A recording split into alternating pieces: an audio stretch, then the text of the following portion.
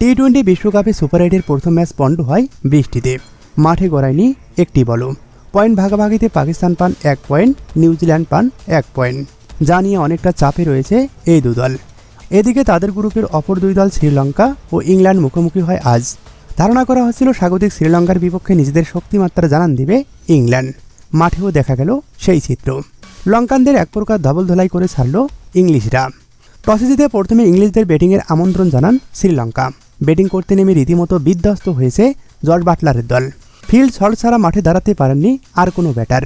তার 40 বলে 62 রানের ইনিংসের ওপর ভর করে নির্ধারিত 20 ওভারে 9 উইকেট হারিয়ে 146 রানে থামে ইংল্যান্ড। তাতে মনে হচ্ছিল এই ম্যাচ স্বাগতিক শ্রীলঙ্কা অনায়াসে জয় পেতে যাচ্ছে, কিন্তু হলো তার বিপরীত। জবাব দিতে নেমে শুরু থেকেই বিপর্যয়ের মুখে পড়ে স্বাগতিক শ্রীলঙ্কা। উইল জ্যাক্স ও জোফরা আর্চারের বোলিং তোপে দাঁড়াতেই পারেননি শ্রীলঙ্কার ব্যাটাররা। যাওয়া আসার মিছিলে শেষ পর্যন্ত 95 রানে থামে স্বাগতিকদের ইনিংস। 20 বল হাতে রেখে 51 রানের দুর্দান্ত জয় পায় ইংল্যান্ড। ইংলিশদের হয়ে 3 উইকেট শিকার করেন উইল জ্যাক্স, 2টি করে উইকেট শিকার করেন আদিল রশিদ, জোফরা আর্চার ও লিয়াম ডসন।